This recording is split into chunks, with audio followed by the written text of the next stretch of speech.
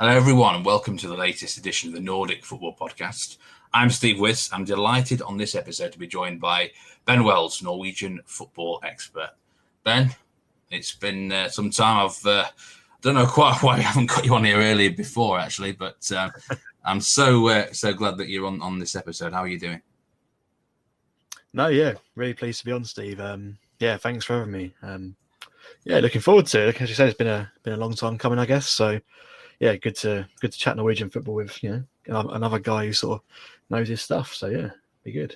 Yeah, it should be fun. And Ben is a pillar of Norwegian football knowledge and everything up there. And we're actually going to start off in an area we don't really talk enough about on the Nordic Football Podcast, and that is national teams, and specifically the Norwegian national team, which is. There's a lot of interest about this team at the minute because of it's a bit of a golden generation, and we had a question on Twitter from Torleif Oyen, and he just basically sums it up. Just waiting on your views on this emergency assembled national team, because recently there's been a quarantine issue with the Norwegian team. They had their match against Romania called off. They're trying to dish together a team against Austria. I mean, what have you made of this issue recently with the team, Ben? And is the quarantine thing legitimate for you? Are they a bit stricter compared to the rest of Europe? Yeah, it's a bit chaotic, isn't it? Because I don't want to get into sort of like COVID measures, because I don't have a clue about what's best, and I don't think many people do. But yeah, it's been a bit chaotic. Obviously, what with the squad all flying to Oslo to meet up for training and then being told they can't train. Obviously, all came from Omar Al-Abdalawi's positive test, and I want to wish him the best with his recovery. I think he's asymptomatic, so yeah, hopefully should be fine. But yeah, it's been a bit chaotic recently. I think the main issue was the fact that all the players they got to Oslo, they started training, and then the Norwegian health minister cancelled the game against Israel because a couple of Israeli players tested positive, and since then it's all just been sort of a bit downhill as well. And I think I've said it a few times sort of on Twitter and elsewhere that I feel a bit sorry for the players and the staff, because these guys have all travelled to Oslo in the middle of like a global pandemic to play their national team and then be told they can't do that, and eventually, as we'll talk about in a minute, they all flew home. It's been a bit chaotic. I think it's so answer your question, I guess, directly, it possibly is a bit harsh because the rest of Europe seem to have ways of dealing with this a bit better, and it seems like a lot of countries had positive tests, but they still managed to get on with it. Because I think that Norway have missed out a little bit, and if they don't get the points versus Romania, which was one of the games that are cancelled, I think they're going to be a bit gutted by that. But it's so hard. It's so hard to obviously sort of say what the correct thing to do is. I agree in principle that you don't want players to be getting ill. You don't want players to spread COVID around if it gets to that. So yeah, it's very hard to say who's sort of correct in that situation. Yeah, on my own personal opinion, is that I'm not even sure this international window was needed, apart from the crunch. No, and World Cup. There are World Cup qualifiers and stuff going on, I suppose, as well. I think I'm not entirely sure, but it's Nations League, it's friendlies, it's November in peak time of COVID. Yeah. I kind of agree with Norway in a way. They've got their protocols in place, and that's the way it is. And at the end of the day, it's a Nations League thing. Regarding this emergency sort of assembled national team for Austria, there's been all sorts of rumours flying around, haven't there? All sorts of stuff. And do we have any latest on that? What's going to happen? Yeah, it's been actually quite, from all this sort of carnage, it's been quite fun to follow since, because obviously we're now left with a completely new Norwegian national team. So basically the entire national team that gathered in Oslo originally, they've all now been sent home, or they're quarantining in Oslo. So we're not too sure what's going to happen with those players with their club sides, but I think that's all to be seen. So yeah, what the NFF have done, and yesterday, which was Sunday, so a few days before this podcast comes out, I'm sure. Essentially, the NFF were calling around trying to put together an emergency team, but with the catch being that all the players had to come from mainland Europe. So Norway were trying to put together an entire national team squad with 3 days' notice to fly to Austria, based purely of players who were playing abroad. It's such a mad situation. I give the NFF a lot of stick. A lot of people give the NFF a lot of stick but to put together I think it's maybe like a 15, 16 man squad in the space of 24 hours is, you've got to, I said on Twitter, it reminded me of like sort of Sunday league almost, where, you get to Sunday morning and you get a phone call from your centre back and, I'm hungover, I can't play. And when your striker rings up, the same thing, and you're desperately sort of calling on trying to, put together a team for that day, which really reminded me of that. But yeah, it's actually been fun to follow, and we've come out the other side with quite an interesting looking national team. So yeah, I love the Ruben Gabrielsen tweet especially the other day. He's actually in very good form this season. Although what you can take from playing in French in the second division, I don't know, but it's a crazy sort of situation. But I think probably a more broader discussion about the Norwegian national team is where the actual the state of affairs is overall, and I guess we have to go back to last month and the failure to qualify for Euro 2021, because I think a lot of people, me included, perhaps yourself as well, expected Norway to get through that section. And I know it's a one-off game, but it was disappointing how they got knocked out, really, wasn't it? You look at that squad on paper, team on paper, and you certainly, at least if they're getting knocked out, then you would hope for an element of unluckiness about it. But Serbia outplayed them effectively, didn't they? I mean, how much of a disappointment do you think it is not to be there? Yeah, huge disappointment. I mean, everyone's sort of going about the golden generation, myself included. It is a sort of golden Norwegian talent at the moment. So I think for this Euros, with most of the so-called golden generation still, early 20s, most of them under 21 or under 23 at best, would have been a sort of a bonus, I guess, for them. But yeah, obviously, as you said, it was an incredibly disappointing result. And yeah, Serbia they haven't been in great form. They're a pretty good team. They've obviously got some very good players, Mitrovic, Milinkovic, Savic. Obviously, players Norway would have been aware of, but the homework wasn't done from Norway. It's been a narrow 4-4-2 against a wide 3-5-2 or 3-6-1 or whatever. Serbia playing with two very wide fullbacks, wingbacks. It was never going to work, and it just seemed like no one had sort of cottoned onto that, even though Serbia had played that system for quite a while now. So that was a disappointing thing. I mean, obviously the team selection left a lot to be desired as well. When you got Stefan Johansson and Marcus Henriksen playing as essentially wingers, it's not ideal. And I think the problem is that a lot of people expected at that point to qualify.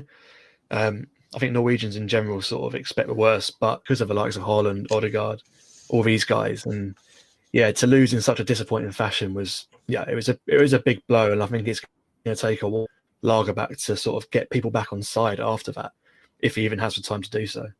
Yeah, and we mentioned Lagerbäck there. We had a question coming in from David Weatherston.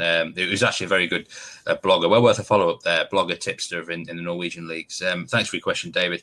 Who would Ben like to manage Norway? Obviously, Lagerbäck seems to be splitting opinion right now. Who would he replace him with? What do you think about Lagerbäck, and who would you look as a replacement? Yeah, there's a couple of guys I think I'd consider. I mean, I've had the question quite a bit because I've been quite critical of Lagerbäck for a while now. So I had a bit of time to think about it, and a lot of people are saying Ståle Solbakken, who obviously managed Copenhagen previously, is now out of a job for the moment. I think he's an obvious choice, but there's a guy in Denmark called David Nielsen who manages AGF, and I think he seems like a bit more of a progressive coach. He seems someone who can get the best out of attacking players. From what I've seen of AGF in the last year, they've completely overachieved in Denmark. They outplayed Copenhagen, which obviously was Ståle Solbakken was managing last year. He uses a 4-3-3 formation, which seems to be a formation that might get the best out of these Norwegian players. And he's in Norway before. He's played in the country, so he knows what the expectations are there. And I think Norway just need a bit like someone a bit younger, a bit more exciting. Lagerbäck is very good at what he does, and he has done a good national team to a point. But I think now it's sort of time to, blood someone a bit new, a bit more exciting.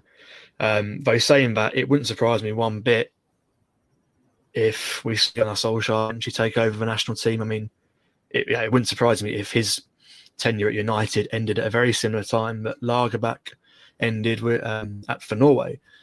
And then you can imagine, the obvious choice for Norway manager at that point is going to be Ole Gunnar Solskjaer. People will be calling for that name, and I'm actually not against the idea, especially when you're a national legend like Ole is.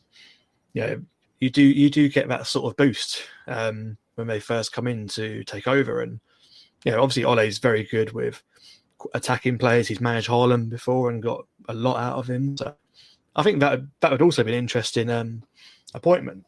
He gets a lot of stick, obviously, because he's United manager. He's not doing great, but I think at international level it might suit him a little bit better. Yeah, I think there's a lot of points that I would agree with. I mean, national team management is a difficult one at the best of times. I always kind of go with the lines of it needs to be someone of that nationality. Not all the time, but I feel certainly with Norway, Solskjaer would actually be a cracking hire because he's very good working with these sort of younger talents as well. But I mean, obviously the United thing's one to watch out for. But I think there's a real risk for if they don't get rid of Lagerbäck, they're going to waste a lot of this talent coming through, and he will go eventually if results are just not there, surely. But I mean, talking of this talent, I mean, and this is it's a difficult question, this really, because you can't really pinpoint it down to one thing. But we have this question from Kurt Baker, and he said, "I'd love to hear a broader discussion about the large amount of young talent coming out of Norway at the moment, but a relatively weak Eliteserien, and what realistically could be done to improve the latter." We'll talk about the Eliteserien later, but there has been this sort of influx of sudden talent that's on the scene in Norway, and it seems to be building towards this golden generation coming forward. I mean, where does it suddenly come from? Do you think? Can you pinpoint it down to 2 or 3 factors? Yeah, I think it's like you say, it's very tough to sort of say one thing, but I do think like there are a few things that have contributed to it. I mean, a big thing that I've sort of carried for the last few years is that artificial surfaces have allowed a more technical type of player to develop in Norway. When you've got for the last 20 years probably is when artificial pitches first were getting popular in Norway, and players were training on them throughout. You think in seasons before that, you can't train in Norway from December until March because it's frozen. So these artificial surfaces, I mean, players can train all year round if they want to. Obviously, the surfaces are a lot flatter, a lot more true than a Norwegian pitch in December, which is obviously going to be affected by rain, by snow, by ice. So I think that plays a massive part to it, and it's the reason why we're seeing players like Martin Odegaard come through, very technical, and not classically Norwegian like you'd associate with when you think of guys in the previous generation like John Carew or Brede Hangeland. Obviously, very different players to Odegaard, but still that was the sort of player Norway was producing. So I think the artificial surfaces play a big part, and I also think sort of bringing it back to the Eliteserien question, I guess, sort of referenced. The youth sort of the coaches and the categorization of academies recently has really sort of influenced how these teams have been bringing players through. Teams are now getting better classifications if they play more players throughout the season. So, for example, Vålerenga recently, you'll have noticed they're playing a lot more academy prospects, and that is because the classification of their academy can only be implemented when the players have played a certain amount of football on the pitch. So for that reason, you're seeing a lot more trust being placed into guys who previously might have gone out on loan. And obviously that first team football at such a young age is always going to be great for them, especially when you're playing in the Eliteserien, which is a top division. It might not be the best quality in Europe, it is still of a good standard. And I think that's one of the main reasons why we're seeing players moving abroad, players getting capped a bit younger as well. I think that's sort of 2 of the main. It's really interesting because this is a question that always gets asked about, where these players from Norway suddenly come from. But I mean, there is a lot of talent there, and they're building towards something. And so I think my final question to you on this sort of topic is, by the end of the year 2034, there'll be a World Cup in 2034. God knows where it will be, probably somewhere like Saudi Arabia, knowing the way things are going. But I make it about sort of 8 or 9 international tournaments. How many of those tournaments do you think Norway will qualify for, and what is the furthest you could see them going? Oh, yeah, it's a tough one, isn't it? It's I'd like to think that if guys like Odegaard, Haaland, Sander Berge, Christopher Ajer, if all these guys reach where they can do potential wise, I see no reason why they can't qualify for them all until these guys pass through their 30s or whatnot. I think realistically, qualification is always going to be good for Norway. If not qualified for a tournament for 20 years, any form of qualification will be greeted with massive applause. But I think, in my opinion, I'd say like a World Cup quarterfinal would be sort of potentially the peak of this team. And I think that would be a good peak for them as well. When you consider, I don't even know when the last time they reached a World Cup quarterfinal is, if they even have. I'm not sure they have. But it does seem like on paper, this Norwegian team could potentially be, the best Norwegian international team of all time if they're managed correctly. They're certainly the best in the last 20 years. I think always the 90s team always has that sort of the accolade of being the best Norwegian team. But in my opinion, if all those guys reach their potential, avoid the lengthy injuries and whatnot, definitely expect them to qualify for most international tournaments. And I think a quarterfinal in Euros or World Cup would be a pretty huge achievement. Yeah, it's something Sweden have managed to do as a comparison in recent times and in recent decades or whatever. So I don't see why Norway couldn't match it. I could see them in one of those tournaments having a run. I'm not saying they can win it, but quarterfinal, semi-final somewhere, and you never know then, do you? But it's exciting. Yeah, exactly. Yeah. If they can get on a run and see how far they go, then a quarterfinal will be awesome. But once you get to that stage, then it's a one-off game. Anyone can beat anyone essentially. So I think Sweden is a good. The Norwegians will hate me for saying it, but Sweden is quite a good comparison and quite a good sort of level to look up to. But I'd still say that this Norwegian team could potentially be better than any Swedish team in the last 20 years as well. So we'll see how it goes. But I'd like a World Cup qualification. I love that. Could be better than any Swedish team has produced. Yeah. That's what we want to hear. Exactly. Right. Okay. So we're going to move on to another topic now, which doesn't really get enough attention on the Nordic Football Podcast, and that is the OBOS Ligaen. It's the second tier in Norway. I do wish I could follow this league more, I must say, but I just simply do not have the time. There's certain teams I do know more about than others. There's other stuff. There's teams down there I wouldn't have a clue about. Like, if you have to get about Ørgarden or Grorud, I have not a clue. So, Ben, you are, and you have been an avid follower of this league for quite a long time now. I do know that. And basically, just give us a rundown how the league's gone this season for you. Tromsø at the top there with Lillestrøm. Was that a surprise? Yeah, I think, the top two generally, it's always going to be set. Lillestrøm had a pretty tough start to the season, but they're always going to get promoted again. Tromsø and Lillestrøm's teams are ridiculously good for this level. Like, I don't think I can state enough how good their teams are for OBOS level. It's probably two of the best teams I've seen in a long time. If you look at their points and their wins to game ratio, it might not seem like that, but I think it takes a lot of time to some of these. They both got relegated last year, so it takes a lot of time for some of these teams to adapt to OBOS Ligaen, because it is a completely different challenge to the Eliteserien. So they're clearly the two sort of the biggest sides in the league, but it's been really competitive this year, and it's competitive every year. I've followed it.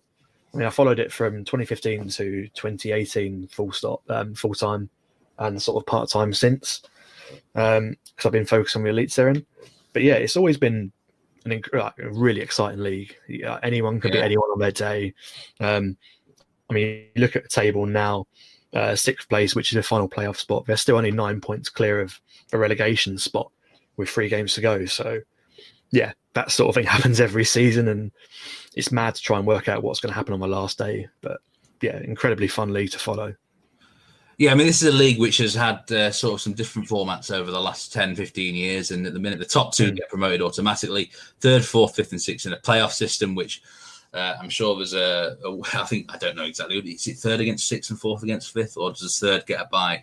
Yeah, it's the usual sort of. The usual, yeah. And then it looks like 2 automatically down, 14th in a playoff. I think 4 teams used to go down from this league, if memory serves me correctly. Yeah, it used to be the bottom 3. They then changed it to 14th gets a playoff against one of the teams from the league below. Yeah. So it's sort of weighted a bit more in favour of the OBOS team staying up these days. It's a brutal league in some ways. If you just have a bad year, you're down there, and it feels like there's so much to play for, and it's a mixture of semi-professional and professional teams, right? Yeah. Mostly semi-pro, I guess, these days. It's a good mix. Like I mentioned, Tromsø and Lillestrøm are 2 massive clubs, but then, like again, you mentioned Øygarden and Grorud, who are very much local teams, semi-pro teams. So yeah, it's a good mix. We see it a lot in recent years where teams that go straight down from the Eliteserien, they're straight away they're in the promotion hunt the next year, or if not that year, then the year after. I mean, Ålesund, for example, of this. Tromsø have a great history. Whenever Tromsø go down, it seems they're straight back up. Right. Yeah. I mean, I know you don't want to be travelling up there, do you, if you're in the OBOS, to be fair. But I mean, Lillestrøm, they had problems at the start, and there's a lot of pressure expectations there. They're come back now. Look like they're probably going to get second. Sogndal have always been in the top 6, I think, since they went down. Ranheim, I mean, they've bounced back well this year. Is it like is this big gap between sort of OBOS and teams that have just come down from the Eliteserien? Is there a big gap there? Yeah, I mean, it's similar to what we mentioned before in terms of professional teams. I mean, the top 4 we just mentioned, Tromsø, Lillestrøm, Sogndal, and Ranheim, are the 4 biggest, clubs in the division. And, it's no surprise they're all fully or mostly professional. So I think, like, the OBOS does get a lot of stick compared to Eliteserien because it is significantly weaker, and that is because the bottom half of the league generally is comprised of a lot of smaller teams. They don't have a budget to compete at the top, but they're more than happy to sort of stick around, develop young players, sell them on, and just sort of earn their keep that way. So the gap's always going to be big, and especially when teams like Tromsø and Lillestrøm are getting relegated. You look at the Eliteserien in recent seasons, some of the teams that have gone down. I mean, let's not forget, like Bodø, Glimt were down in the OBOS 3 years ago, and they're now top of the Eliteserien by a mile. So, it's almost like the teams that are coming down from the Eliteserien are the teams that you wouldn't expect to come down that season. I mean, last year I wouldn't have expected Tromsø or Lillestrøm to come down, but they did, and they managed to keep most of their teams together, luckily. And obviously, that's now they're playing at a lower level with an Eliteserien standard squad still. And it does mostly just come down to money at the end of the day. I mean, there are clubs in OBOS who should be challenging a little bit higher. Clubs like Sandnes, you got HamKam down there. I think Jerv could be a little bit further up if they invested their money a bit wiser. But at the end of the day, they're never going to be, well, never say never, but not for a while. They won't be at the same level of a Tromsø or a Lillestrøm just because of finances, essentially. Yeah, and I mean, just some predictions from me here. I mean, Tromsø are effectively up, aren't they? If that it might even be confirmed. I'm not actually sure mathematically, but I mean, second place, you've got to say Lillestrøm are sort of in the favourites there right now. From that bunch of playoff teams, is there a team that could really surprise someone in the Eliteserien that ends up in the playoff spot, do you think? Yeah, I mean, I think Sogndal are an excellent side, and they're a team that I actually quite hope would get promoted this year. Yeah, as you said, I think Tromsø all but up now, all but on goal difference. Lillestrøm as well. I think they have maybe 1 or 2 wins away. But yeah, you look at the rest of it, there are some incredibly exciting teams there. I mean, Ranheim obviously have been in the Eliteserien before. Åsane have completely overachieved this year. They've been unbelievably good to watch. Some of the players they're producing in Bergen, like Brann, you'd expect Brann, the main Bergen team, to be picking up all these players, but it seems like Åsane are getting there ahead of them despite being in the lower league, and they're doing a brilliant job at developing, a really exciting young squad there. And then you've got sort of like, I'd say 3 or 4 teams challenging for 6th. You've got Carefree, Oslo, Raufoss, HamKam, and Sandnes, and all 4 of those teams could have a shout of finishing 6th. They're all within about 2 to 3 points of each other. Personally, I'd like to see Raufoss up there because similarly to Åsane, they've got some unbelievably good young players coming through. They've really bet on youth this year, and it's paid off. They're one of the most exciting teams to watch in the league. someone like Sanders should be up there because they invested really heavily in the squad this season, but they got a new manager. I think they went to playing three at the back. They haven't done that before, and that's been a bit of a struggle for them. But I guess to answer your question directly, Sogndal for me are ones to watch. I think they've got a really, really good squad. Sane against Brann in a playoff match would be rather interesting, wouldn't it? I must say that would be crazy stuff. And down towards the bottom there, I noticed Kongsvinger a rock bottom. It doesn't look good for them. I know you even went to Oslo, didn't you, to watch them in the cup final? Yeah. A few years ago. It's sad to see them down there. And another team that we want to keep our eye on is Sturdel's Blink, because we've got an English manager taking charge of them next season in Tom Dent. It looks like they're going to survive, you would hope.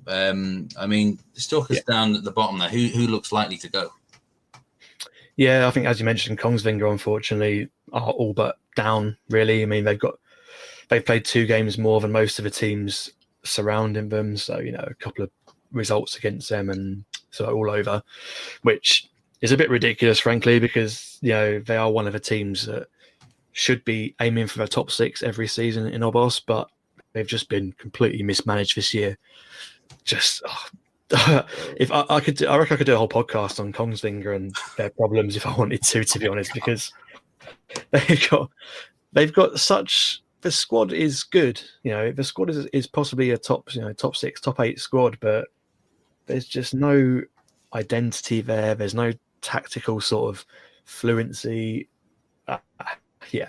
Just a lost cause at the moment. And I think Espen Nysturen, who is the director of football and the manager, and used to play centre back, needs to really either go or get a manager in to sort this out next season. Because if he carries on, essentially running the club himself, it's just going to go from worse to worse. But aside from them, I think Øygarden look doomed as well. They're another club who've had various issues this season. At one point in the season, all OBOS teams were handed 200 tickets. Because of COVID, so obviously grounds are mostly closed, but the NFF said, here you go, here's 200 tickets, we'll let a few fans in. Øygarden couldn't even sell out that total. They're a new club. They're formed, they're essentially what Nestotra were last season, so another Bergen-based club.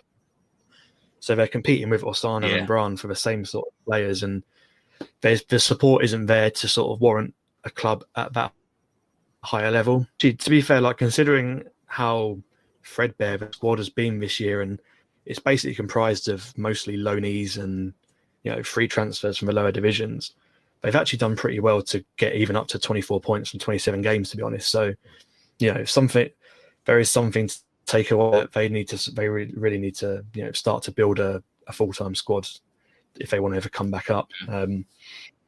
And aside from that, there's going to be a pretty exciting race for the playoff spot. You've got Grorud, Jerv, Strømmen, and obviously you mentioned Stjørdal's Blink, where Tom Dent's taking over. To be honest, I think it's going to be between Grorud and Strømmen for that 14th spot. And based on, Grorud, they lost 6-1 at the weekend, and their form has been pretty abysmal lately. It seems like they're going to be the team to occupy that playoff spot. So I think Blink will be safe and hopefully give our Tom a little nice platform to build on next season. Yeah, just looking at Strømmen, there's been points docked in this league with a couple of clubs. What was the -3 for? Yeah, it was just financial difficulties at the end of last season, and I thought it was a little bit harsh because these are clubs who are they don't have great finances anyway, and the NFF decided to punish them further with a deduction. That's a bit harsh. That is a bit harsh. There is one very interesting team that's going to come up to OBOS next year, and that is Fredrikstad. A historically big club in Norway, really Eliteserien club in all but name in a lot of respects. So I mean, they've I've not looked at the other divisions, but I know they've actually trounced their own, something like 15 clear or whatever. And I mean, this is an exciting club to come back into OBOS, isn't it? Because there's a great historical, power here. Yeah, 100%. I mean, we were talking about the sort of powers of OBOS earlier. They are pretty much, as big a side as Tromsø, maybe not Lillestrøm, but they are definitely on a sort of similar level. You look at their stadium; I think it's 20,000 seat stadium. It's crazy. It's crazy, isn't it? Yeah, But it's like it's a story of just terrible mismanagement. Previously, not this year. They've been excellent this year. They've won the 13 games, and yeah, like you said, absolutely walked the division. But they were, I don't even have a word for it. But when I first covered OBOS in 2015, every single season it would be Frederick started going up this year. They're going to go back to Eliteserien, and every single year they'd be in a relegation fight. They just could not find a manager. Their recruitment was terrible. They were just essentially buying Eliteserien players aged 32 or older who might still have legs to play at that level. So it's really good to see they've actually got a plan now. They've had former Norwegian manager Martí Cifuentes around the squad. I think he managed them, and he's now maybe sporting director over the last couple of seasons, and he's really sort of brought a new impetus to the club, and I think brought back some of the professionalism that they really did lack sort of when I first started covering the OBOS. So it'll be great. It'll be great to see him back. I'd love to see him back in the Eliteserien because, they've got a fan base, they've got the stadium. They just need the on-field results now and a bit more, professionalism there, and hopefully that's been restored. They really are a team to watch. I remember I had to cover Fredrikstad in the Eliteserien a number of years ago now. We're talking El Yunusi days here. Yeah, and they won the playoff match to stay in the Eliteserien that season. It might have been 2008, around that mark. Yeah, maybe a couple of years later actually. And they thrashed it. They won something like 5 or 6 goals, and they were at home. And they played that goal music they've got, and they used to play it right the whole thing through, like a 30-second clip every time was a goal, and it was stuck in my head all month after that. And so I've always had a bit of a soft spot for them. And I would like to see them do well. Apologies to any Sarpsborg fans listening. But it would be good to see them back in the top 5. They're a big club, and I do wish them well. Certainly, let's just have at least a solid season for them, mate. Not go straight back down or something stupid. Yeah, I think they should do as well because their squad is still really good. I mean, I'm looking at their squad list now, and they've got players who were playing at the time when I used to cover them who I used to think were really good but just underperformed. I mean, they've got Thomas Drager, who used to be at Tromsø. They've got Nikolaj Solberg, who scores goals every year. They've got a keeper called Havard Jensen, who I used to really rate as a young keeper back in the day. There's players there who to be honest, I'm surprised they're still there. And it is, on paper, it's already an OBOS Ligaen standard squad. I'd back that squad to finish above half of this division, to be honest, as it is. So hopefully they can, start to really, amp up their recruitment a bit more, coming into this next season. Just before we finish this section, could you just give us a sort of 2 or 3 names to float around in this league right now who could maybe transfer to the top division next season? Is there some bright talents to watch from the OBOS? Yeah, there's been a load actually. It's been a really good year for like individual talents. A lot of people have sort of messaged me saying that the league's got a bit weaker, but in a way it's good because it means that these guys are getting more minutes. So yeah, I think my favourite one is a guy at Sogndal called Sivert Mansverk, who reminds me a bit of sort of Steven Gerrard the way he plays, a young Steven Gerrard when he was sort of a box-to-box midfielder. He's only 18. He's the captain of Sogndal, which is, amazing in itself. He probably won't be going to an Eliteserien team. I can imagine him going to a foreign team because he's already that good. In my opinion, he's probably good enough to be starting for quite a few Eliteserien teams as it is. So it'll be interesting to see where he ends up next year. There's also a guy called Elias Solberg at Ullkisa, who is more of a winger. He can play in the middle as well, but he's a bit more of a winger, a bit more of a wide man. But again, only 16 years old, which is crazy, and he's already a sort of semi-regular in this Ullkisa team. And I spoke to a few of their players and their coaches over the course of the season, and they're all telling me that he's going to be playing in Champions League football at some point. So again, I'd like to maybe see him have another year in OBOS next year and start all the games or most of the games and see how he gets on before moving. But again, it wouldn't surprise me if there were teams from Eliteserien and from Europe all following him as well. The final player, I think there's a guy maybe not like a youngster, but a player for Osana, who I mentioned as sort of one of the most exciting teams in the league this season, called Christopher Valsvik, who is a sort of deep line playmaker, defensive midfielder.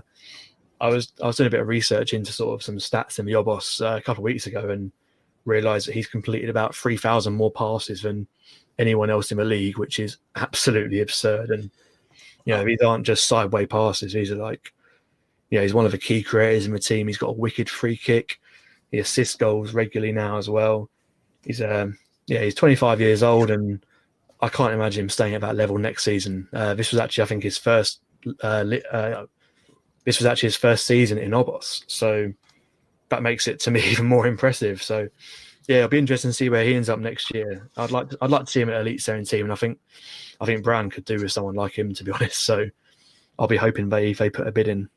He could be the one there. So, thanks very much for talking about some great talents there in the OBOS Ligaen. And I think we would have gone through. There's a few other questions that came in. I think we talked about going through here. Remco B asked about the favourites for promotion and relegation. We've touched on that. CJ Odin's Creation asked, do you see any clubs in the second or third tier of Norway that are able to be in the Eliteserien and stay there within the next 5 years? I guess we sort of talked on Fredrikstad there. Tromsø, Lillestrøm, a song now the sort of side that if they come back up this time, they're going to be there regularly.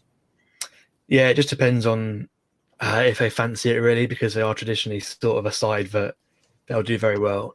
They'll then sell all their players and then they'll do badly. So it depends on whether they want to, really. If they can keep some of their key players, if they do get promoted, then yeah, they've got the facilities and the ability to stay up there.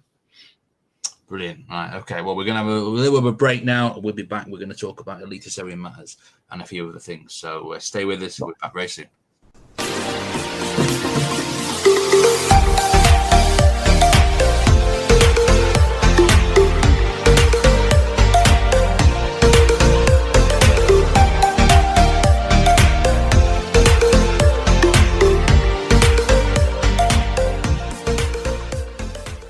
Welcome back to the Nordic Football Podcast. I'm Steve Wyss, and I'm joined on this episode by Ben Wells. We're going to talk about the Eliteserien now, and so many meaty topics here to discuss. And we're going to have to start with the champions elect Bodø Glimt because there's so many questions about them, and there's so much to talk about them. And you kind of have a bit of an intriguing history, sort of, with Bodø Glimt, don't you, Ben? Because last season, we go back to start the last season, and the whole of the Norwegian media, pretty much everyone out there, predicted the Bodø Glimt to be relegated. I think I had them down about 12th or 13th. I wasn't expecting much myself, to be brutally honest. Yeah. And at one point, it looked like they were going to be even winning the league last year.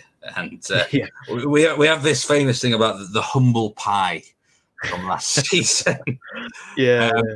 How did that one go down? Yeah, it was a funny situation. I mean, I was doing a bit of writing at the time for sort of various websites and predicted Bodø Glimt to get relegated. Basically, I watched them in pre-season and their results were okay in pre-season. They did pretty well, but they had about 3 central midfielders, 1 striker, 1 winger. The squad was so thin and they'd just been promoted. I was thinking, no way, this isn't going to happen. They're going to go straight back down unless they strengthen. So I think I had them rock bottom, or at worst second bottom. And of course they had this amazing season, nowhere near as amazing as this year, but still by all accounts a brilliant season. I can't remember. I think they finished third in the end, maybe third or second in the end.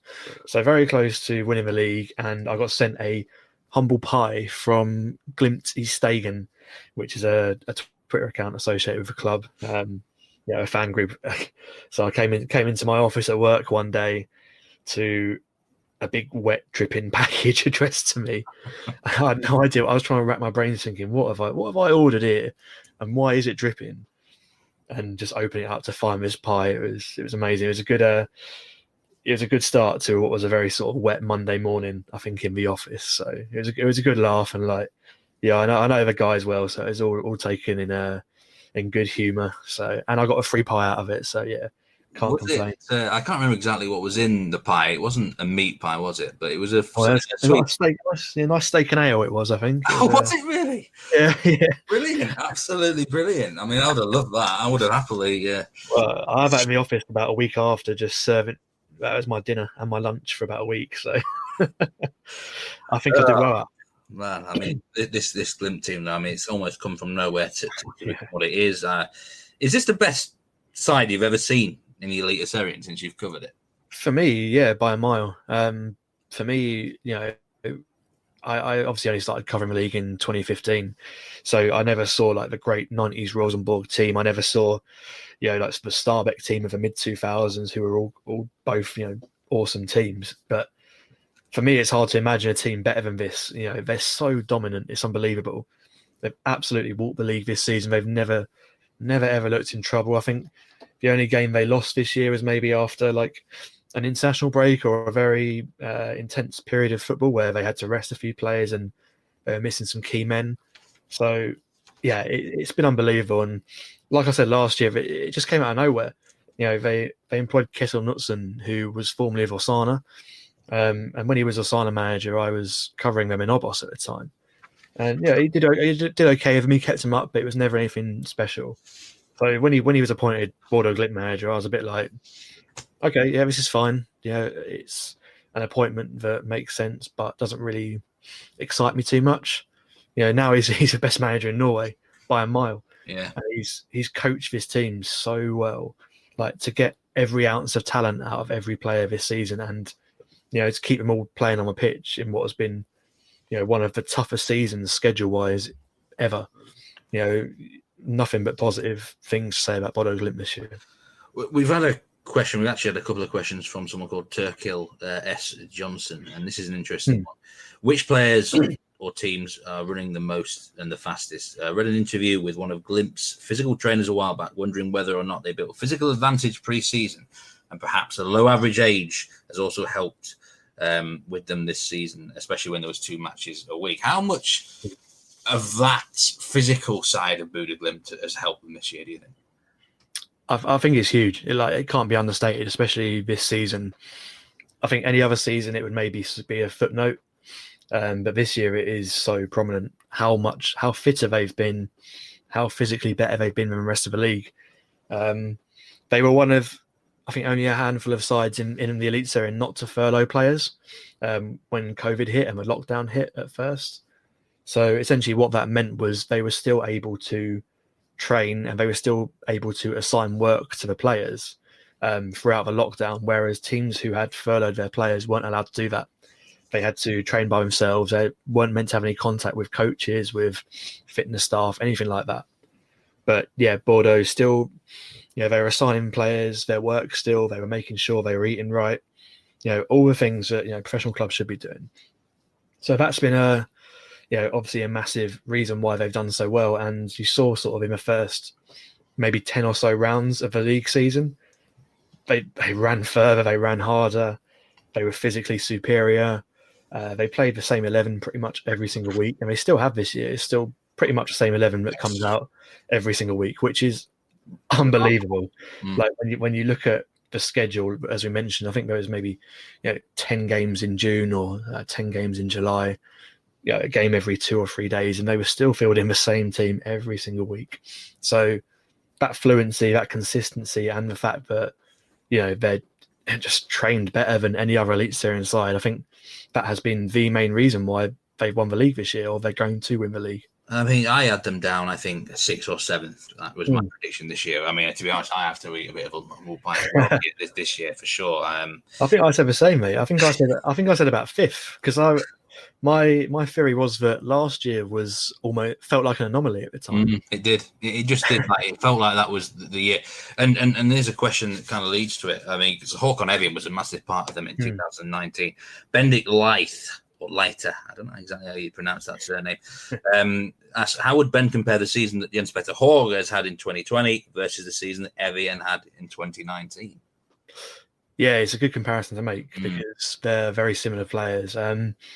I do think that a lot of Evjen's achievements last year have been sort of forgotten in what has become Hauge mania this season. The amount of attention on Jens Petter Hauge this year has been unbelievable. And this is a guy who I've watched since he was 16 years old. And to me, it's mad, like seeing the hype around him, the subsequent move to AC Milan, all the stories behind that, after the Milan game. It's been so funny. But I do feel a bit for Håkon Evjen because last year he was unbelievable. Yeah. He was player of the season last year. He beat Magnus Wolff Eikrem to player of the season, and Wolff Eikrem was also unbelievable next year, and is probably the best player in the league, on a technical level. I think, obviously because he's now moved to RZ Alkmaar, he's maybe not playing there as much as he would hope. He's still making a bench, I think, pretty much every week when he's fit, but he's not become a first team regular yet.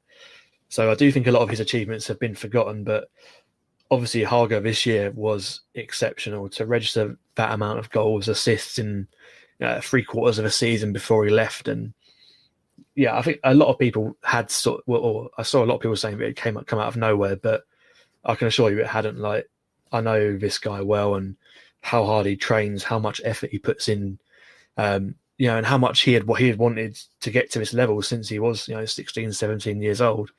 So he fully deserves all the accolades he's getting, and he's been exceptional. I guess to answer a question sort of directly, I think Hauger's probably had a slightly better year in general, but it's easy to forget that Hakan Evjen still scored double digits and assisted probably, I think, nearly double digits last year as well. So his numbers are pretty similar to Hauger's, but I think in terms of overall impact, it's you've got to say Hauger has been the better player over the last 2 years. Just how high do you think Hauger's ceiling is? I mean, I almost consider it like Haaland's ceiling a little bit. If he really, it's a tough one because he's had a lot. His route to the top's been so much harder than Haaland. Haaland, burst on the scene at Molde and hasn't looked back. It's just been, a motor to a top. Hauger burst on the scene for me in about 2017 in the OBOS Ligaen, where, he's 17 years old and he registered, an assist, I think, every other game pretty much. It was unbelievable. But then he sort of lost a bit of form. I think he put on a little bit of weight at the time and he was struggling, to get used to the sort of professional lifestyle a footballer needs. So he went on loan to Aarhus and didn't have the greatest of time, came back to Glimt and was just sat on the bench for half a year, essentially. So it's a tough one. Like his break in the last year has been deserved and he's been brilliant. But it's quite hard to gauge where his ceiling is. I mean, if you had told me a year ago that he'd be at AC Milan today, I probably wouldn't have believed you. I've always thought that he could reach that level eventually, but I'm surprised it's happened this quickly. But it's Circle Bruges if it weren't for COVID, wasn't he? Yeah, exactly. That's the thing. Think about this. He was on the brink of joining him and turn them down. And I remember at the time, because it was quite early in the season, he had essentially all but signed a deal there before he suddenly hit this unbelievable purple patch and then decided, nah, do you know what? I can do better. And I think that's the best decision he's made in his career so far, because just by holding on for that next 6 months or so, he secured the title for Glimt before he's left. And he's played AC Milan at the San Siro, and he's now joined AC Milan. He's playing there every week. It's an unbelievable story, and he fully deserves it. What a club, though, Glimt have been for developing talent in the last few years. And we've got some questions now from the new Sturgels Blink manager, Tom Dent. And first he asked, was it a good pie? I think we pretty much answered that one, didn't we? But some other interesting ones from him. What is your favourite player that you've seen play that's gone on to do big things? And what do you think to Bodø Glimt's chances for 2021? And he even asked about Blinks as well. But Bodø Glimt, going forward, can they now become a perennial contender? Yeah, I think I'll answer the Bodø Glimt one first. I don't see a reason why not. I think they've set up a structure in the club now, which will hopefully see them be a successful team for the next 10 years or so at least. Osman Bjorkan, who is a former manager and now the sort of director of football there, he's worked really hard to make sure that Glimt are as professional as they can possibly be. They've got possibly the best physical team in the league. They've got some of the best coaches in the league. They've got the best manager in the league. I can't imagine Kessel Knutsen will be staying there forever, but at the same time, I'd like to think he'd spend another year for the European run next season. So they've got all the tools there to be a very good club, in the coming years as well. Also, it's worth noting as well, they're in an area where, clubs around Bodø, there's not a lot of professional football clubs in that area. So their catchment area for young players is pretty big. And it's a big reason why, they're bringing through so many good young players at the moment, because they've almost got that area of North Norway sort of on lock in terms of their youth recruitment. So, I think I'd be surprised if they won the league, every year, if they became that sort of powerhouse, just because, Rosenborg is still there, Mulder is still there. But, I'd like to think that they would be challengers, for the foreseeable future. And, I don't know if you've got a chance of a next. How do you see Blinks doing next year under Tom Dent? Yeah. Well, I mean, I'll tell you one thing about. There's a tipster I follow, very good tipster, Christian K actually, who is very successful on OBOS Ligaen, and all I kept seeing this year on his bets for the Sturdals Blink matches are over 3.5 goals, and they average 3.8 goals per game into overall. Yeah. There must be wild affairs. I mean, the funniest thing with that, I was looking into it recently because I was like, how are they scoring so many? They've created the least chances in the league, second least chances in the league compared to anyone else.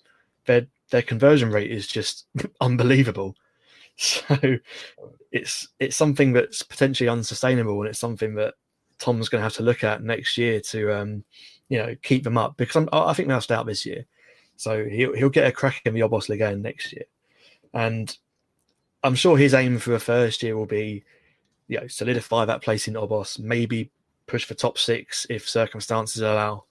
But yeah, I think he would love to just keep them up, and I think realistically that will be the aim next year. And they've got a very good squad, so I can see it happening. I don't see why not. Yeah, and his final question from Tom there was, favourite player you've seen play that's gone on to do big things? I'm going to go rogue here, because I think the obvious answer is like Haaland, Hauger. Yeah, Haaland and Hauger I've followed since they were both sort of 15, 16 years old. So it's been mad seeing what they achieve. But I'm going to mention a guy called Andreas Hanke Olsen of Stabæk, who's recently joined KAE Ghent in Belgium. And that's just because I used to be a centre-back back in my day. And defenders, they don't get the credit attackers do, let's be honest. No. And it has been really good to see him, because at the start of his Stabæk career, he was written off by absolutely everybody. He was pushed out to right back, which wasn't a natural position. Even his own fans were calling him terrible. And over the last 2 years, he has very quickly risen to be probably one of the best, if not the best, centre back in the Eliteserien. And he's got Norwegian call-ups off the back of it. So, yeah, I think aside from Hauger Haaland, I've been really pleased to see Hanke Olsen do really well, especially because Norway are lacking a little bit in the defensive department. So to have another guy come through who could potentially, be a lock in that international team for the next 10 years has been really good to see. Yeah, and that's a really good one actually, because he can play literally anywhere in the back, can't he? He's been moved around much over the years, and he's 100%. He's a centre back, 100% by trade. But I think the fact that he played right back for so long has given him sort of quite a unique skill set at centre back, and it's really improved. Like his distribution skills, especially, have really improved recently. I noticed actually his profile on the new Football Manager is really good. Is it? It's got some very good attributes in the new FM. Definitely one for anyone. You want a Norwegian defender out there. He can raid the Belgian league, and I hope he goes well there, because there's so many players from Scandinavia go to Belgium and it doesn't work out. But hopefully, he started every game so far, so I'm hoping he'll continue, and then potentially even get a bigger move. Who knows?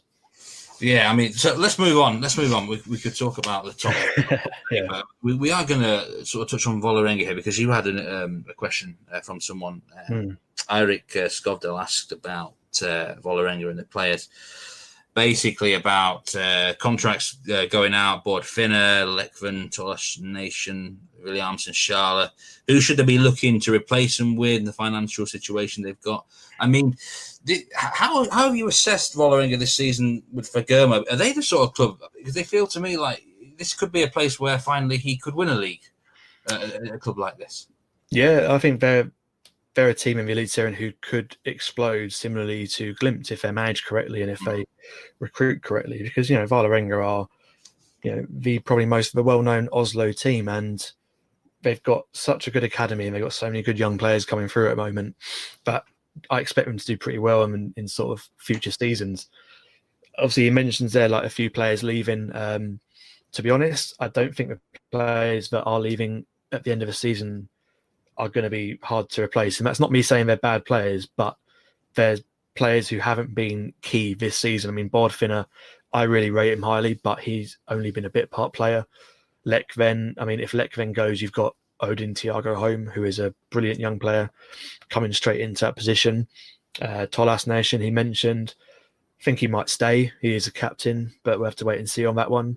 And then Wilhelmsen and Schala, who, they're both historically very good players. Schala's a Kosovan international. Wilhelmsen's a former Icelandic international. But Vålerenga are stacked in those positions. If they can keep hold of Donham and Sarawi for at least half of next year, that gives them a good amount of time to either prepare someone from the youth team or sign someone as a replacement. And guys like Sarawi and Donham are going to be going for a lot of money. So you'd like to think that Vålerenga are going to have a good wedge to sort of reinvest in that squad at some point. Donham looks really good to me. It just feels like he's moved next level in the last few months, and I'd like to see him whole season next year with him. I don't know whether they can keep him or not, but like you say, they just need to reinvest and build towards sort of this. They had this 3-4 year project under Ronnie Dyler, and I liked how they set that out and that, but it didn't work. I'm guessing they got something similar going on with Fagermo, but he's more of a long-term manager, isn't he? You almost feel he could achieve something. You got to think he's going to go close. If you give him 5 years at the job, I reckon he can go close to a gold medal in one of the years. Yeah, I agree. And I think the problem with Dyler was always that he never seemed like he wanted it as much as the club said that they wanted it to sort of get to that level. It always seemed like a sort of stopgap in his career. And it made sense that as soon as the next sort of well-paid manager job in New York came up, he left. And I think for Vålerenga's sake, taking on Fagermo was probably the best decision they've made in a long time in terms of managerial appointments, off-field appointments, because he's someone who traditionally will give young players minutes. And Vålerenga have been crying out for someone to give these young lads they've got in their B team and their academy minutes for ages. Osama Sarawi was not around last season. He wasn't even around the first team squad. This year, he is probably one of the best wingers, attacking midfielders in the league. And that doesn't come from nowhere. He's not just suddenly become that. He was that good, or nearly that good last year, but overlooked. So I think there's a lot of promise with Vålerenga. It's going to be very interesting to see what they do next year, and also whether they can finish top 3 this year. But I do think Fagermo is, long term going to be a very good appointment for him. He's a bitch of an opponent, isn't he? Really, Fagermo. He just is like he wants it a lot, unlike Dyler perhaps. I mean, you're watching him in some games where they're like 3-0 up, 4-1 up, and they score a late goal, and he's just going large on the sideline. And it just makes me laugh. I'm like, that would piss me off so much. Do you know what? Like, he gets a lot of stick, doesn't he, old Fagermo? But I do love him as a coach. I think he gets a lot of stick for the way he plays, but it is actually he's a lot more progressive than people give him credit for in terms of how he plays. I think at Odd, he adapted well to the players he had, and he set up with a very sort of solid defensive approach. At Vålerenga, when they get into gear, they're one of the best attacking sides to watch. It's like, and the fact that he's got the most out of Sarawi and Donham sort of speaks volumes to how adaptable he is as a coach. Yeah, as I say, I really rate him, and he plays for 95 minutes. There's no slacking anything. He's right until that final whistle's blown. They're at it, and I like that about Fagermo. And I'm confident going forward they can do something. And we're going to move on to another club now that perhaps could in the future challenge. But there is a question from Nath at Nath Hill 29. Is there a team you expected more of in both divisions now? Eliteserien, which is the club that stands out for you? Well, yeah, for me, I think the same for everyone. Brann always will stand out this year as underachievers. It's been a dreadful season for them. I've got this down on the itinerary as Brann interrogation. It's going to have to be, isn't it? Because how does a side that everyone pretty much had them. I mean, on paper they could have even challenged for the title, in my opinion. How are they down there in 12th right now, potentially in relegation trouble? It's just for me, the issue is largely off-field, because I still think the players they have are very good and they should be challenging at the top. But the problem was, at the end of last season, they should have got rid of Lars Arne Nilsson.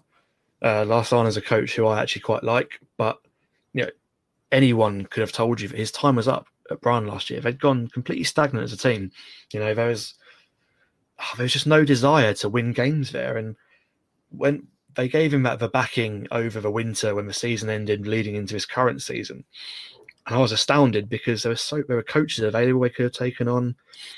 Anyway, they persisted with Larsana, and obviously the inevitable happened. They disappointed. They were mid-table, so they replaced him, and then they managed to get that spectacularly wrong as well. I think on paper, Kåre Ingebrigtsen, who is the new manager, on paper it's solid. He won the title with Rosenborg, but this was a Rosenborg team who were just better than anybody else, personnel-wise. And he hadn't really succeeded abroad. He come back to Brann, and it just, it's not worked. I don't know, I can't remember the exact stats off the top of my head, but he's either not won since he's joined, or he's only won one game, and Brann have gone from, shocking. I mean, the appointment in itself at the time did seem a little slightly negative / safe almost a little bit. I think safe is the word, yeah. I think so. We'll talk about who they perhaps could have brought in soon, but my biggest problem with Brann at the minute, I don't know what football they're trying to play, Ben. I just don't. I look like one week to another, there's no identity, and I think back to that sort of Rosenborg side under Kåre Ingebrigtsen, and really the identity was the club's identity, wasn't it? It wasn't him. Yeah, exactly. What do you see? I mean, do you see him lasting? I mean, say he keeps them up. I mean, are they going to keep him? I mean, is he shown enough? I think they've got to cut their losses. I'm not someone to, I'm going to do my best Gary Neville impression here. I'm not someone to call for a manager's head on a whim because, I do believe in giving managers time to implement a project. But the problem was always that they got rid of Lars-Arne Nielsen because the club had gone stagnant, the formation was stagnant, the setup was stagnant. And they brought in Kåre Ingebrigtsen, who is essentially the same manager in a way. He plays the same formation. He plays the same type of wingers. The fullbacks do the same job. The midfield is set up in pretty much the same way. It just wasn't enough of a change. And at the time that Lars-Arne left, the players needed to change. They needed someone to come in and say, look, this is our identity. This is how we're going to play. And we're going to get back to the top. They didn't have that. They had someone who came in and essentially play the same way, which was never going to work. Sort of mentioning around the appointment, there were managers available who could have given that impetus, and it would have been much better for them to have gone a different direction. But they end up staying on the same path, and now they could even get relegated this year, which would be a disaster. We've been here before, haven't we? I think 2014, 15, around that, and it almost feels eerily similar, where. Everyone would have to agree on paper they are too good to go, but matches are not won on paper. I'm concerned because I'm looking at their fixtures. They got Rosenborg next. Yeah. I mean, it's just a game where they're second best in anyway. You got Ålesund at home. I mean, Lars-Arne Nielsen turns up. I mean, he's going to want it. Or actually, if he puts his head, he probably won't want Brann in the OBOS Ligaen with him. But sure. He's going to want it. Then they got Viking away, which is like proper local derby. And then you're looking at the last 3 games. I mean, if they lose their next 3, they're going to have Pendalen all over them. Could they go down? Yeah, I think of course they could. I think their form is terrible. They're one of the worst form teams in the league at the moment. And as you mentioned, the fixtures are so tough. I did a little calculation on one of the local Norwegian websites today, actually, bt.no, who were doing a fixture predictor. And I think at the end of the season, I had them staying up by about 3 or 4 points in the end. And I do think that's what's going to happen. I hope that's what's going to happen because it would be a disaster if they did go down. But, clearly if they don't turn this form around, then, anything can happen. And, teams at the bottom are playing pretty well at the moment. Have started to, perform a little bit better. Mjøndalen are always good for a shock result every now and then if they get their free kicks right. Ålesund are obviously doomed, but, there's still 2 spots up for grabs in that box. Yeah. I mean, one manager that Brann maybe could have brought in mid-season was with Martí Cifuentes. I know you've talked about him on Twitter a lot, and you rate him highly. I rate him highly as well, and he will be leaving Sandefjord at the end of the season. They're not renewing the contract. I look at manager of the year discussions, and the obvious one is obviously Bodø, Glimt, Kjetil. But aside from him. I mean, Martí Cifuentes surely has to take it, because you're looking at a side that most thought was going to be rock bottom, but he's really done amazingly there with the squad he's got. This coach, could you see him staying in Norway, or do you think he will move back to sort of mainland Europe? I'd like him to, and I think similar to what I was saying with Brann and Ingebrigtsen, I think, if Brann do cut their losses at the end of the season, which at the rate they're going, I think they should, then they should 100% get Cifuentes in, because he's free, they'll be free. It's a perfect match. I mean, obviously football isn't as easy as that, but I do think that Cifuentes, give him a few seasons with that Brann squad, and he could get the best out of him.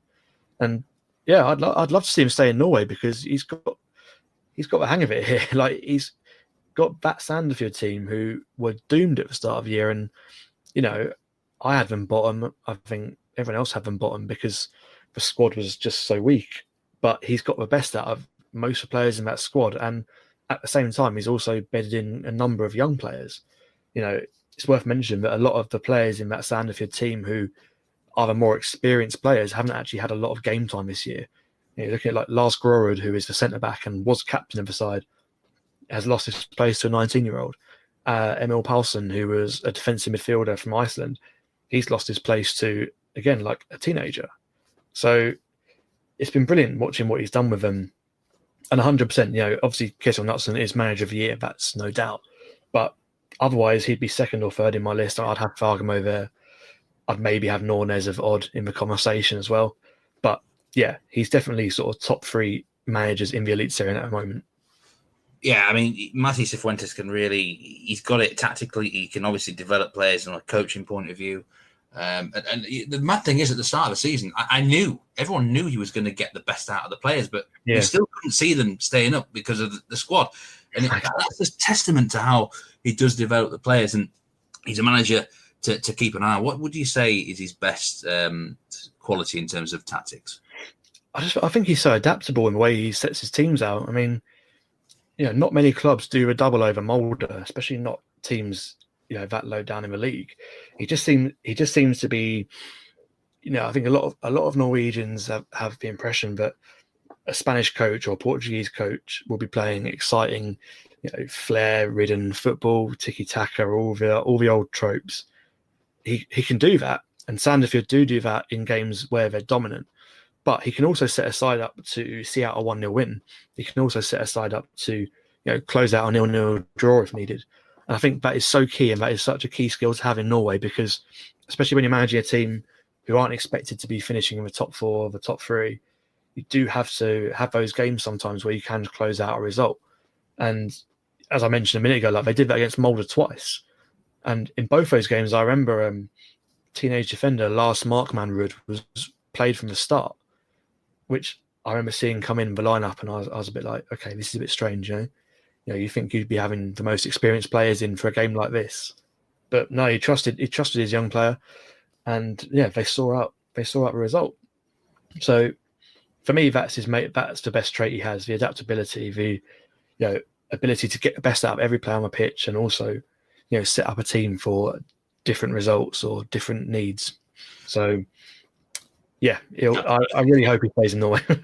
I hope he stays in Norway, or certainly at least Scandinavia. He's a really intriguing manager, a top coach in my opinion. And we were going to talk about Arsenal a little bit, but we're a little bit pressed for time. So I'm just going to ask you, in terms of predictions for relegation down the bottom, who do you going to have down as your automatic 2? Who's going to finish in the playoff spot?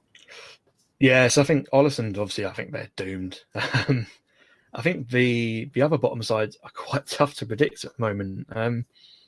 Part of me actually thinks Mjøndalen are going to do it and stay up, just because it plays into their strengths. This back end of the season, a more physical style of football, getting surprise results against bigger teams. It may well play into their strengths, and I think that I reckon Start will go down in 15th. And I have a feeling that Strøm's Godset might go down or be in the playoffs in 14th. They've been a bit underwhelming this year again, and just seem so vulnerable at back. I worry for them, because especially their form recently is sort of tailed off. I think Brann will be safe, but I think it's between Mjøndalen and Strømsgodset for 14th, personally. Interesting predictions there. And just briefly on Arsenal, do you expect them to bounce back next year? It's tough because they were so good in OBOS last year. It just depends what their team's like, who they can keep. I think obviously guys like Nicolas Castro will be gone. Simon Nordley might go. So it depends on that. But I mean, yeah, I think you'd always back, as we mentioned earlier, the Eliteserien side to come back up. So I reckon they'll definitely be in and around the top 3. I can't see them finishing any lower. Especially, I mean, Lars Arne Nilsen is a very good manager at that level. So, yeah, I think they'll be in the mix to come back up. Brilliant. Okay, so I've got a final question about Eliteserien. This is actually from my own co-host here, Jonathan. And he basically is interested to hear about the 10 best players you've seen in Norway during your time covering the league. Now, it doesn't necessarily have to be 10, but which players stand out since you've started covering the Norwegian league? Which ones stick out? Yeah, it's tough actually, because whether it's best players or just players I've enjoyed. So I'll list a few off. Yeah. I've written the small lists. I've got obviously Hauger and Haaland for obvious reasons. Wolf Ekram for me has been probably the best player in the league over the last 2 to 3 years, just in terms of ability. He might not have won player of the year every year, but in terms of ability, I think he's right up there. Evjen was someone who stood out to me last year as a real talent. I really enjoyed watching him develop as a player last year. I've got from Eliteserien, I've got Patrick Berg, Saltnes this year. Unbelievable pairing in midfield. And another guy I wanted to mention was Christopher Zachariasen of Rosenborg, just because he was a guy who I followed in 2015 for Nest Sotra. He got relegated to the second division, third tier second division in Norway, and is now playing for Rosenborg and is close to an international call-up. I think his development has been unbelievably brilliant to watch. I think he's a fantastic player as well. Aside from that, I mentioned a couple of defenders. Obviously, I mentioned Hanke Olsen earlier, who's been very good. And as well, Leo Ostergaard, I think, is going to be an unbelievable centre-back in the future. I only saw him briefly for Viking, but, you could tell that he was going to be, captain material, a real force to be reckoned with in the future. And, finally, just a couple of guys who sort of sparked my love for Norwegian football, to get all sentimental here. Mads Reginussen, he's a guy I've watched every single year since 2015 for Ranheim. I think he's an unbelievable player, and I think that if he had the motivation, if he had a bit more luck on his side, he'd be playing at a much higher level right now. Every year, without doubt, whatever league he's in, Eliteserien or OBOS, just turns in results, performances. Unbelievable midfielder. And final guy I want to mention was Pontus Engblom, formerly of Sandefjord and Sandnes. He was a guy who sort of I first cottoned onto as a really, really good OBOS Ligaen player back in the day. I think he scored something like 40 odd goals in 50 games for Sandnes, and then another 20 for Sandefjord in the 2019 OBOS season. Never really done it in Eliteserien, but at the second division, he's always been unbelievable, and he's doing it again for Sundsvall in Sweden now. So I saw him move there. He's an absolute master, isn't he? At second tier. I wish he could do it in Eliteserien. I think he can do it in Eliteserien, but he hasn't found the right club to do it with. He did it a little bit for Sandefjord when he was up there, just a natural goal scorer if there ever was one, especially at second division level. Maybe he could become like a Pellegrino if he finds the right spot. The right team for him. Yeah, 100%. I think I'd love to see him back in either top division, whether that's Allsvenskan or Eliteserien, because like you said, I do think with the right team he could smash it. So how encouraged are you for the future overall Eliteserien? Because it feels like there's a lot of the big clubs are sort of primed to do well in the next few years. You've got Bodø, Glimt, suddenly this team that have emerged. Brann, you would hope, can rebound. It feels like the league went downhill for me sort of around 2017, 2018, sort of around that time. Yeah. It feels like it's back up on the up again. And everything. Are you encouraged for the future? Yeah, Joe, I completely agree with you. I think it did. There was a real dip between sort of maybe 16 and 19. potentially, but the last year and a half has been unbelievable. And I think a large part of that is the fact that so many Eliteserien teams are betting on young players now, and they're giving these guys an arena to show their talents. And because of that, they're selling these guys for higher fees. There's more money coming into the clubs. They can reinvest it. Teams are being smarter with their recruitment. Finally, when I first started following the league, it was just, which agent can we contact to give us a player? Now it seems like teams are actually putting a bit more effort into their recruitment. And I think that all plays into it, and it all makes it just a much more fun league to follow. It's a far better standard now than it was 2 years ago. I mean, look at Rosenborg's midfield of Marcus Henriksen, Per Siljan Skjelbred, and Christopher Zachariasen. It's unbelievable. Like, that's a midfield that could have potentially started for Norway maybe 5 years ago. So, yeah, it's a really fun time to follow the league, and I think it's hopefully only going to get better in the next few years. Yeah. I've said it for years. Anyone out there listening who's after a summer league to get involved in, you could do far, far worse than the Eliteserien. Really good. Anyway, there was a tweet that caught my eye last week, a couple of weeks ago, Ben. And I've not even liked it. I've literally liked it now. An official communication. And you said, you're writing a book on Norwegian football due to be released in 2022. And it's going to be written over the next 12 months. This is really, really intriguing, Ben. I mean, the last time we did actually have someone, a guest on last year, 2 years ago, who wrote a book about Thomas Gravesen. And the less said about that, the better.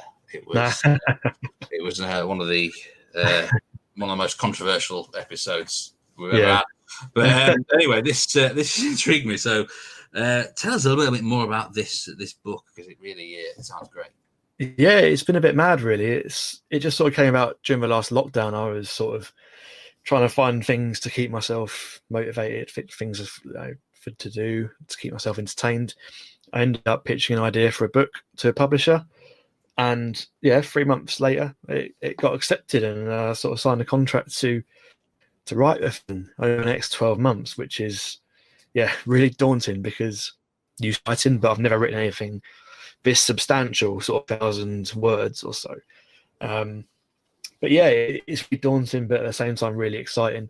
It's going to be a book that sort of follows the current golden generation, as we sort of discussed earlier, in their ambition to qualify and hopefully succeed at a major tournament. So it's going to look into the history of Norwegian football.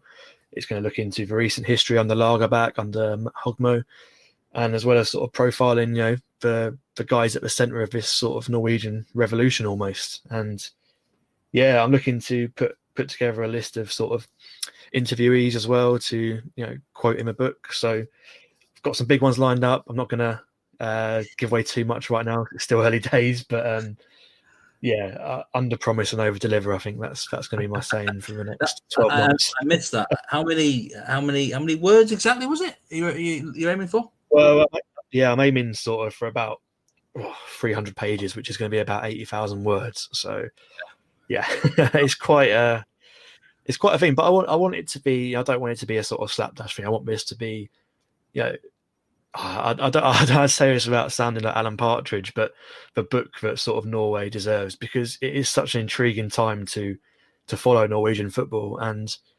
there's so many good stories behind the rise of these players, and I'd like to think that I can tell it in a way that gives them credit for the work that is going on in Norway at the moment.